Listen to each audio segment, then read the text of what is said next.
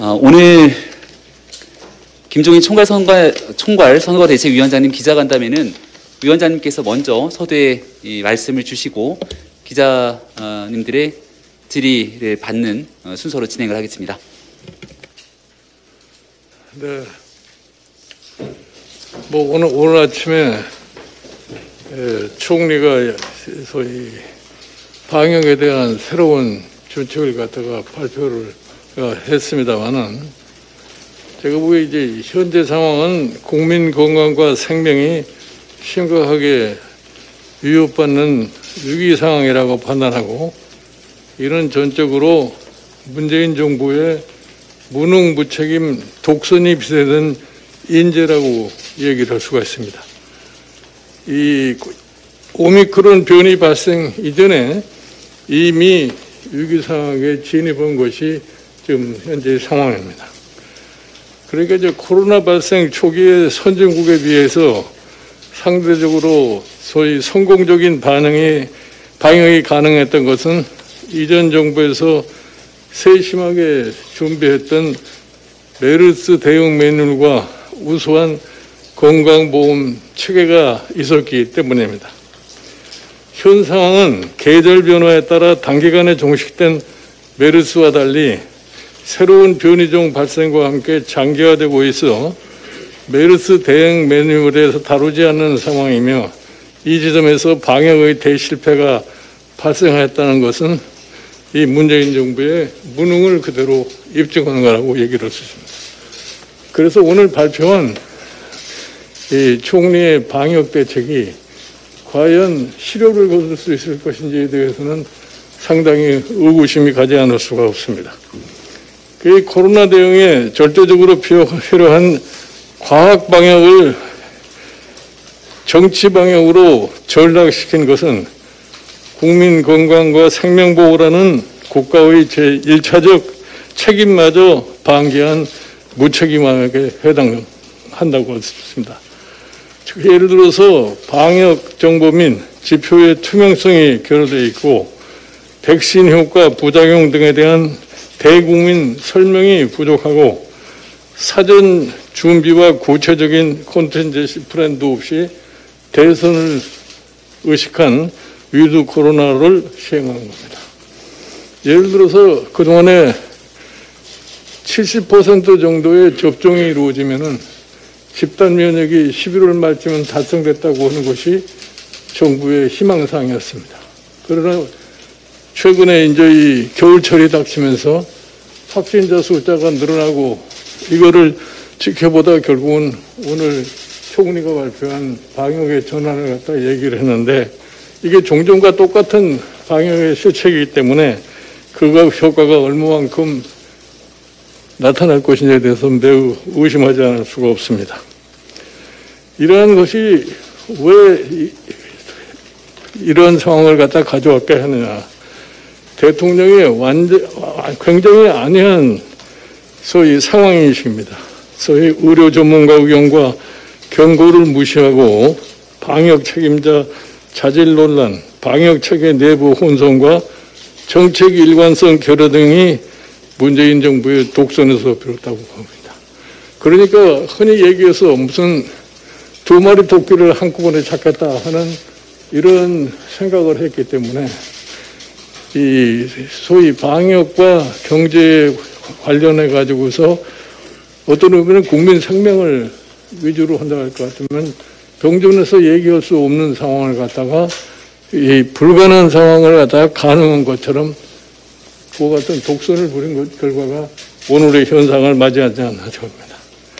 그래서 이제 앞으로 지금 1월, 2월, 금년 12월 달부터 시작해서 이제 겨울철이 시작이 되기 때문에 감염 환자의 숫자가 적지 않이 늘어날 것이라고 생각을 하기 때문에 과연 우리가 지금 가지고 있는 의료 체계가 이거를 다 수용할 능력이 있는 건지, 이것이 매우 걱정이 되지 않을 수가 없다고 생각합니다. 그래서 이제 이 새로운 정부 출범 전까지 남은 수개월 동안 코로나 대응 전략이 대전환을 이루어야 되는데, 일단 오늘 정부의 발표로 인해서 위드 코로나는 일단 중단의 상태를 두고 아마 이 사회적 거리두기를 확대를 하기 때문에 그걸로 인한 또 피해를 보는 또 계층이 있는 것 같습니다. 그래서 여기에서 가장 중요한 것이 뭐냐면은 자영업자에 대한 긴급 피해 보상을 갖다가 하지 않고서는 사회적인 갈등 문제를 해결할 수 없다고 생각을 하기 때문에 정부는 이미 예산 편성을 갖다가 완료를 했기 때문에 기존 방역 예산과 정부 예비비를 우선 활용해서 자영업자 긴급 피해 보상에 임하고, 그래도 자원이 부족하다고 생각할 것 같으면은 앞으로 3개월 동안에 이 정부가 해야 할 추경 같은 것을 한번 생각해 볼 필요가 있지 않겠나 이렇게 생각합니다. 이렇게 해서 지금 참 코로나 사태가 처음보다 달리 매우 긴박하고 비정상적인 상황으로다가 지금 나타나고 있기 때문에 이거를 종전에 안이한 방법으로 해결할 수 있는 그러한 성격이 아니기 때문에 보다 더 심도 높은 정부의 소위 주의가 경주돼야 될 것이고, 방역 체계를 새로이 편성을 하는 그런 노력을 하지 않으면 안 될 거라고 이렇게 생각합니다. 네, 오늘 이 코로나 대응에 관련된 김종인 위원장님 얘기에 맞춰서 이 주제에 대한 질의 응답 받도록 하겠습니다. 질의가 있으신 기자님들 말씀해 주시기 바랍니다. 네. 네, 위원장님, 지금의 상황은 정부가 방역 실패에 대해 인정을 안 하는 게 가장 큰 문제가 아닌가 싶은데요.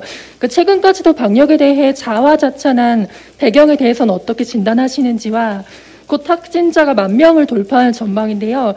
사실상 락다운 없이 코로나 상황 극복이 가능한지에 대해서는 어떤 입장 견지하시는지도 궁금합니다.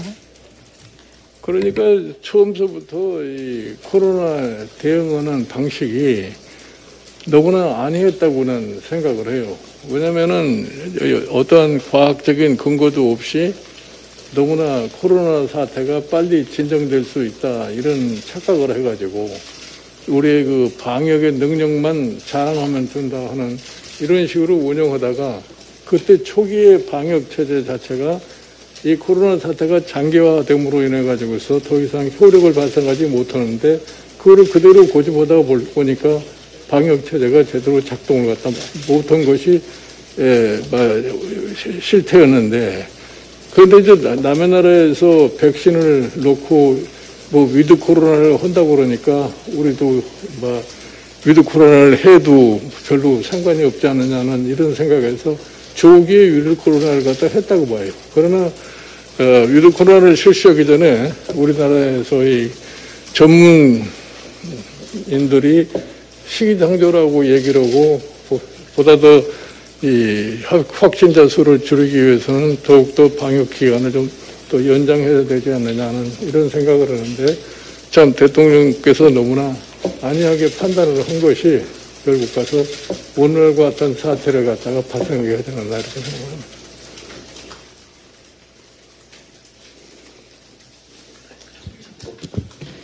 네, 위원장 조금 전에 잘 못 들은 것 같아서 다시 한번 좀 말씀을 드리고 싶은데, 자본이 부족하면 앞으로 3개월 동안 이 정부가 추경을 생각해 볼 수도 있다, 그렇게 말씀하신 게 맞는지 궁금해서요. 지금 정부로서는 추경에 대해서 한마디도 한 적이 없어요.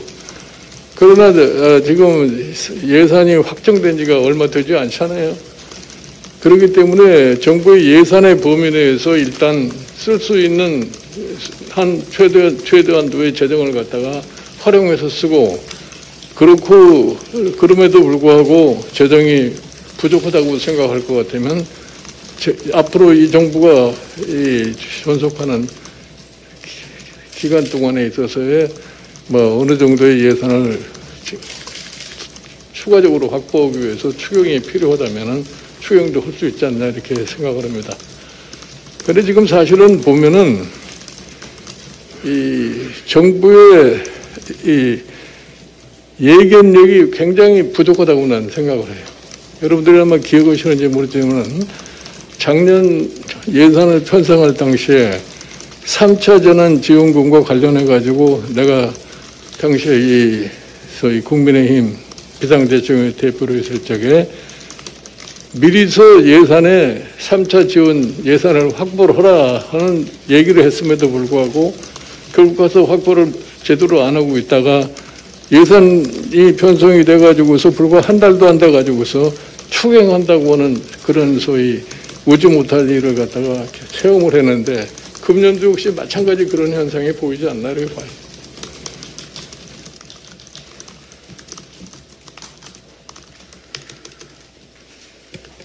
네, 추가 질문 있으십니까?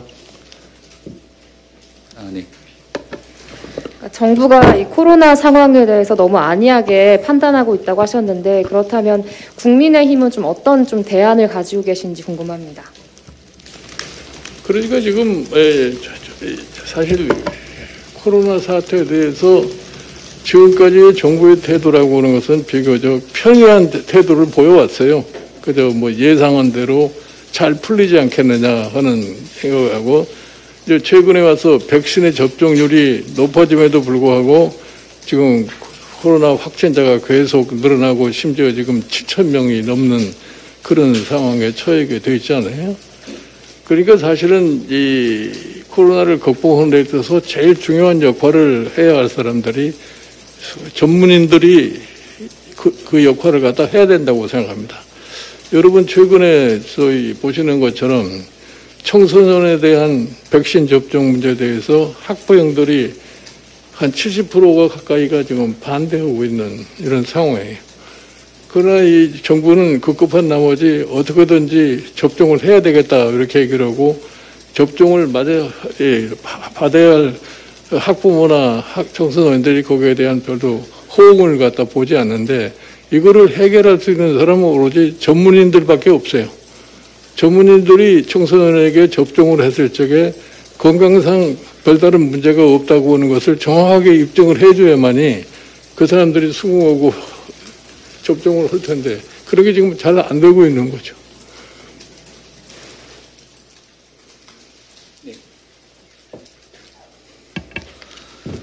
위원장님, 거리두기 다시 복귀되면서 자영업자들의 상당한 피해가 예상이 되고 있는데요.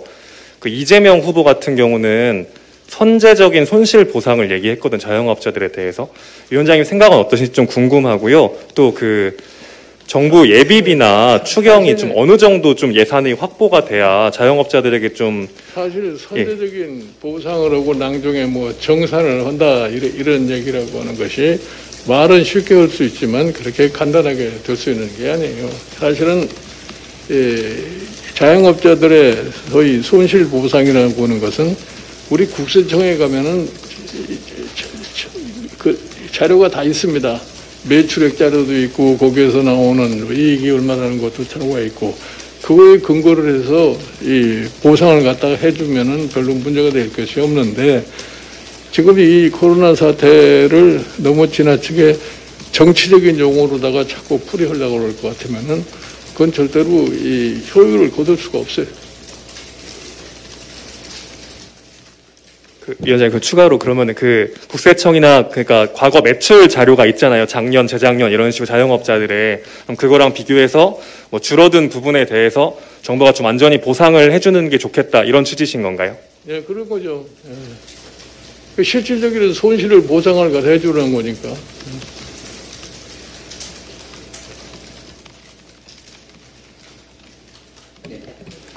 위원장님, 그러면 지금 이 코로나 위기가 계속되는 거에 원인과 그다음에 해결 방안에 있어서의 부족함 역시도 이번 정부가 코로나를 과학 용어가 아닌 정치적 용어로 풀고 있기 때문이라고 생각을 하시는 건가요? 그러니까 지금 코로나 사태라고 하는 것이 지금 언제 종식이 될 거라고 하는 예견할 수가 없어요. 예를 들어서 이게 대통령 선거 끝나고 나서 다음 정권까지 계속해서 갈지도 모르는 것이 지금 현재 상황이기 때문에 이거를 사이 체계적으로 풀고 정부가 제대로 된 책임을 수행을 하고 할 것 같으면은 이 과학적인 방법으로 근거가 확실하게 됐을 적에 조치가 취해져야 될 거고 거기에 대한 보상 자체도 사실은 체계가 제대로 수립이 돼야만이 이게 실질적으로 가능하고 불평이 있을 수가 없어요. 그러니까 사실은 내가 작년에 코로나 사태가 처음 발생했을 적에 작년 4월에 총선 직전에 내가 한 얘기가 이것이 절대로 단기적으로 끝나지 않고 중장기적으로 지속될지도 모르니까 그 당시에 내가 100조 원 정도의 예산을 확보를 하자고 그랬던 거예요. 그러니까 그 당시에는 선거 때이기 때문에 국회가 작동도 가동을 못하기 때문에 대통령이 긴급사태라고 하는 것을 인식을 하고 재정명령이라도 해서 그렇게 하자고 그랬는데 그런 것이 그것에 대한 뭐 인식이 제대로 안 되어 있기 때문에 그냥 남이 하는 소리구나 하는 이렇게 그냥 방치를 하고서 결국 가서 무슨 재난지원금이라고서 찔끔찔끔 추다가 작년 4월 총선 며칠 전에 전 국민에게 뭐 가구당 100만 원씩 지급해야 된다고 했는데 그와 같은 소위 재정 지출을 하다가 보니까 실질적으로 보상을 받아야 할 사람들은 제대로 보상을 받지 못하고 보상을 안 받을 필요도 없는 사람까지 재정 지출을 해가지고 결국 가서 재정의 효율성도 별로 이렇게 달성을 못한 그런 결과를 가져온 거예요. 그러니까 지금이라도 앞으로 이 코로나 사태를 겪어가면서 소위 소상공인한 자영업자들에게 손실 보상을 할 적에는 그래도 기본적인 원칙을 딱 정해놓고서 그에 따른 보상을 해야만이 효과도 거둘 수 있고 정부 재정의 낭비도 방지할 수 있다고 생각합니다. 대한의료협회 영업이 코로나19 대응 협회장님은 이렇게 말씀하셨거든요. 1000베드가 지금 다 차면 이게 1000베드까지만 의료인이 대응을 할 수 있다. 근데 나라에서 원하는 1000베드를 추가를 하면 대응할 의료인이 없다고 하셨거든요. 그러면은 중환자를 돌볼 수 있는 의료 확충에 대해서 어떻게 생각하십니까? 현재 이 병상이 다 차고 나면 그 다음 이 문제를 풀 수 있는 의료인의 의료 인력 부족 문제를 그리고 뭐 지금 현재 상태로 봐도 의료 시설의 한계에 봉착한 것 같아요. 지금 뭐 총리가 긴급 명령을 행정명령을 발동을 해서 그런 병상도 늘려야 되고 뭐 이렇게 얘기를 하고 있습니다. 그게 금방금방 이루어질 수는 없는 거고. 그래서 지금 그동안에 너무나 안이하게 대치를 했기 때문에 조금 전에 내가 말씀드린 대로 이 코로나 사태에 대한 돌발적인 상황에 대한 컨틴전시 플랜이 전혀 없이 그냥 막연하게 이 코로나에 대처하다 보니까 오늘과 같은 상황을 맞이할 수밖에 없게 된 겁니다.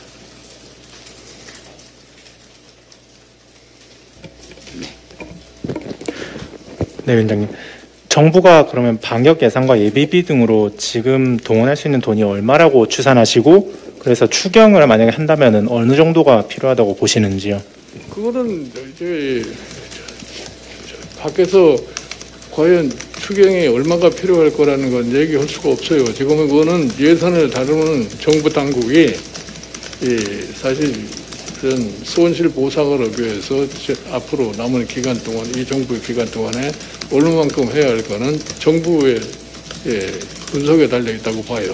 그러니까 지금 실질적으로 뭐 정치권에서는 지금 추경의 얘기를 많이 하고 있지만 실질적으로 추경을 만들고 집행해야 할 정부는 지금 거기에 대해서 아무런 반응을 갖다 보이지 않고 있기 때문에 일단은 하여튼 이 정부 재정 운영에 있어서 가장 시급하게 할 수 있는 것이 뭐냐면 정부가 예비비도 있고 그다음에 이 코로나 방역에 관한 예산도 편성돼 가지고 있으니까 이런 거를 일단은 사용을 갖다가 하고서 그래도 부족할 것 같으면은 정부가 아마 스스로가 추경을 갖다 해야 된다는 생각을 할지도 모르니까 그렇게 말씀드리는 겁니다. 추가 질문 없으면 이 정도로 오늘 기자간담회 마치겠습니다. 고맙습니다.